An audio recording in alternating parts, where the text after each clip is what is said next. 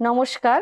আজকে গল ব্লাডারের স্টোন বা পাথর জমে যাওয়া যাতে না করতে চান, অথবা যদি হয়ে গিয়ে থাকে তাহলে সেই সমস্যাটা থেকে কি করে বেরোবেন, আজকে আমি সেই বিষয় নিয়ে আলোচনা করব। আমি ডায়েটিশিয়ান শ্রেয়া চক্রবর্তী। এই গল ব্লাডারের স্টোন, এই ব্যাপারটা আপনাদের একটু আমি জানাতে চাই। এটা হচ্ছে, গল ব্লাডার হচ্ছে লিভার থেকে যে বাইল রিলিজ হয় সেটাকে সে স্টোর করে রাখে। এরপরে সে সেটাকে রিলিজ করে, মানে ছেড়ে দেয়, যাতে সে স্মল ইন্টেস্টাইনে চলে যায়, সেই বাইলটা গিয়ে ডাইজেশনে হেল্প করতে পারে। তো এটা হচ্ছে বেসিক গল ব্লাডারের কাজ।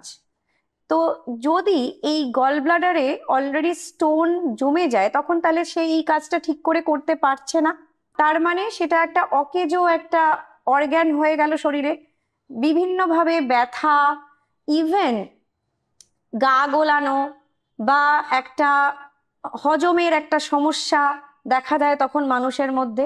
অনেক ক্ষেত্রে হয়তো আপনারা ভাবেন সিম্পল একটা গ্যাস হচ্ছে, কিন্তু যখন আলট্রাসোনোগ্রাফি করতে গেলেন তখন দেখতে পেলেন যে এটা গলব্লাডারের স্টোনে পরিণত হয়েছে।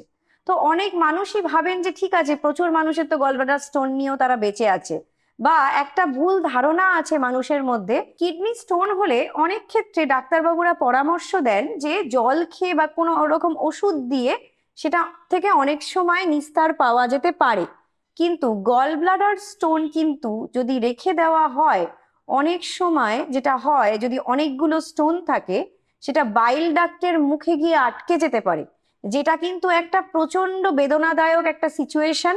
আর অনেক ক্ষেত্রেই এটা একটা সেপসিসে কনভার্ট হয়ে যেতে পারে, মানে এটা কিন্তু একটা সিরিয়াস কন্ডিশনে ট্রান্সফার হতে পারে।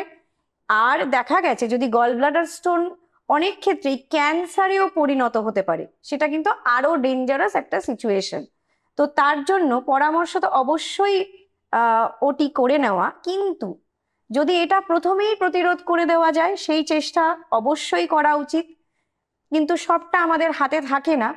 এবার যে যে জিনিসগুলো করলে গলব্লাডার স্টোন থেকে আপনারা নিস্তার পেতে পারবেন, আজকে আমি সেই খাদ্য তালিকাগুলোই আপনাদের সাথে আলোচনা করব। তো ফার্স্টেই বলবো, বিশেষভাবে আজকালকার দিনে আমরাই ডায়েটিশিয়ানরা পরামর্শ দিচ্ছি পেশেন্টদের মেডিটেরেনিয়ান ডায়েট বা ড্যাশ ডায়েট, যেটা অলরেডি আমি আগেও ডিসকাস করেছি। এই ড্যাশ ডায়েট হচ্ছে বিশেষভাবে যাদের হাইপার টেনশনের সমস্যা থাকে, তার মানে হচ্ছে লো ফ্যাট ডায়েট, যেতে মানে ফ্যাটের পরিমাণটা যেসব খাদ্য তালিকায় কম, বিশেষভাবে ট্রান্স ফ্যাট আর স্যাচুরেটেড ফ্যাট, এই সব খাবারগুলো তালিকা থেকে মুছে দিন অথবা কম করে দিন। রেগুলার রাখবেন না। কম করে দেওয়া মানে হচ্ছে রেগুলার না রাখা। 15 দিন 20 দিন বাদে হয়তো একবার অল্প পরিমাণে খেলেন, তো এইটা করুন। আর অবশ্যই নুনের পরিমাণটা ডায়েটে কম করে দিন। তো এটা হচ্ছে ড্যাশ ডায়েট। আর বিশেষভাবে রেড মিট খাবার থেকে একদমই যতটা কম করে দেওয়া যায় সেটাই চেষ্টা করুন।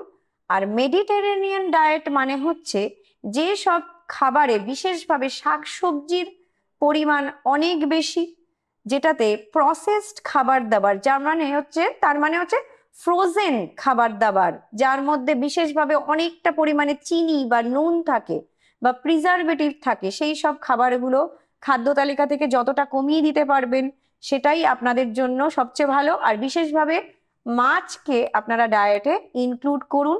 আর ফিশকে এই জন্যই বলছি কারণ এর মধ্যে গুড ফ্যাট থাকে, ওমেগা 3 ফ্যাটি অ্যাসিড, তো এটাকে খাদ্য তালিকায় রাখা যেতে পারে।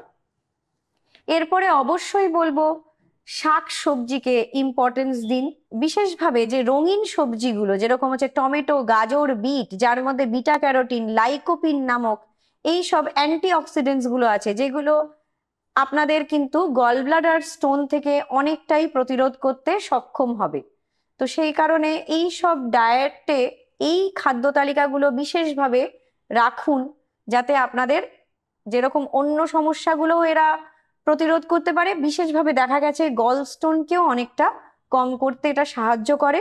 ডায়েটে বিশেষভাবে ইনক্লুড করুন কিছু হেলদি ফ্যাট, যেরকম হচ্ছে যেগুলো পাওয়া যায় হচ্ছে অনেক রকম বাদাম থেকে, অ্যালমন্ড, ওয়ালনাটস, আর বিশেষভাবে ইনক্লুড করুন হচ্ছে অনেক রকম সিডস বা দানা, যেরকম চিয়া সিড, ফ্ল্যাক্স সিড, এগুলোর মধ্যেও কিন্তু খুব গুড ফ্যাট থাকে। এইগুলো খেলে কিন্তু আপনাদের যেগুলো আপনাদের শরীরে যে ফ্যাটের দরকার সেটাও আপনাদের ফুলফিল হয়ে যাচ্ছে। আর উল্টো দিক থেকে বিশেষভাবে যেগুলো খারাপ fat, trans fat, saturated fat, মানে বারংবার ইউজ হওয়া যে তেল বা খুব ভাজাভুজি, এইগুলো খাদ্য তালিকা থেকে যতটা কমিয়ে দেবেন ততটাই ভালো। আর বিশেষভাবে ইনক্লুড করতে বলা হচ্ছে প্লান্ট বেসড প্রোটিন, যেরকম সেটা হচ্ছে অনেক রকম লেগিউমস, মানে ডাল জাতীয় খাবার বা মটর, রাজমা, এগুলো বিশেষভাবে ডায়েটে ইনক্লুড করুন। সয়াবিনকেও বা টোফু হিসেবে এটাকে ডায়েটে ইনক্লুড করুন। তো এগুলো কিন্তু অনেক ক্ষেত্রে হেল্পফুল দেখা গেছে ডায়েটে, যদি এগুলো বেশিভাবে রাখা গেছে, যারা এগুলো বেশিভাবে রাখেন তাদের কিন্তু এই গল ব্লাডারের সমস্যা থেকে তারা অনেকটাই নিস্তার পেতে পারেন। আর যদি আপনাদের অলরেডি গলস্টোন হয়ে গেছে তাহলে অবশ্যই, যদি ওটি হয়ে যায় তারপরে অবশ্যই হালকা পাতলা খান, ঘরোয়া খাবার খান। আর বিশেষভাবে খুব জল, মানে ওয়াটারি যেটা সবজি, মানে খুব জলটাকে বিশেষভাবে ডায়েটে ইনক্লুড করুন। কারণ ওটির পরে আপনাদের শরীরে চাই এনার্জি, কারণ যেহেতু আপনাদের শরীর এই সময় হিলিং হচ্ছে, মানে সেরে উঠছে, তার জন্য খুব খিদেটা থাকে। আপনাদের শরীর এই সময় খুব পুষ্টিকর জিনিসপত্র চাই, তার জন্য ফল, হালকা পাতলা সবজি দিয়ে ঝোল, হালকা মাছের ঝোল, লাইট ব্রাউন রাইস বা হোয়াইট রাইস। কারণ দেখা গেছে যেহেতু খিদেটা প্রচুর পরিমাণে বেড়ে যায় এই সময়, তো ওয়েট গেনিং হতে পারে গল ব্লাডার সার্জারির পরে। তাই বিশেষভাবে আপনারা কিন্তু মিল ব্রেক করে করে খান, একবারে বেশি খাবার খাবেন না, অল্প অল্প ভেঙে ভেঙে খান। সেটা কিন্তু অবশ্যই আপনাদের শরীরের জন্য অনেকটাই হেল্পফুল হবে। আরেকটা কথা আমি বলে দিতে চাই, দেখা গেছে গলস্টোন কিন্তু খুব বৃদ্ধি পায় যারা অনেকক্ষণ ফাস্টিং করেন। হয়তো আপনারা ওয়েট লস করতে চাইছেন, ভাবছেন যে অনেকক্ষণ ফাস্টিং দীর্ঘদিন করছেন। আমরা সবসময় বলে থাকি যে ইন্টারমিটেন্ট ফাস্টিং কিন্তু 1 মাস কি 2 মাস maximum. At a stretch long term intermittent fasting বা কোনো রকম ফাস্টিংই কিন্তু শরীরের জন্য ভালো নয়। বিশেষভাবে দেখা গেছে যারা এটা কন্টিনিউয়াস করেছেন তাদের কিন্তু গলস্টোনের সমস্যায় পড়তে হয়েছে।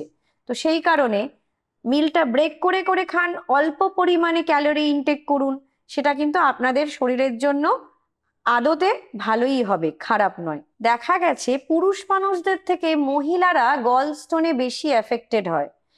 বিশেষভাবে প্রেগনেন্সির ক্ষেত্রে অনেক সময় দেখা গেছে বার্থ কন্ট্রোল পিল, এই যে হরমোনাল যে মেডিসিনস গুলো নেওয়া হয়, তারা কিন্তু বিশেষভাবে প্রোন টু গলস্টোন হয়ে যায়। আর দেখা গেছে অবশ্যই যারা অনেকটা ওয়েট, ওভারওয়েট বা ওবিসিটির শিকার, বা এই ওবিসিটির শিকারের জন্য খুব তাড়াতাড়ি অনেকটা ওয়েট কমিয়ে ফেলা বা ডায়াবেটিস, তো এই সব সমস্যায় যেসব মহিলারা ভুগছেন তারা কিন্তু গলস্টোনের শিকার হতে পারেন। সেই জন্য আমি কখনোই বলি না যে তাড়াতাড়ি ওয়েট লস, আস্তে আস্তে ওয়েট লস করুন, একটা হেলদি ডায়েট, একটা গুড লাইফস্টাইলে নিয়ে আসুন নিজেদেরকে, দেখবেন আপনারা অনেকটাই স্বাস্থ্যকর একটা পরিস্থিতি আপনাদের শরীরকে দিতে পারছেন, আর আপনারাও অনেকটাই ভালো থাকবেন আশা করি। এই যে গলস্টোন নিয়ে আজকে আমি যে উক্তিগুলো দিলাম, যে ডায়েট টিপস গুলো দিলাম, সেগুলো আপনাদের অনেকটাই কাজে লাগবে। ভালো থাকবেন, সুস্থ থাকবেন।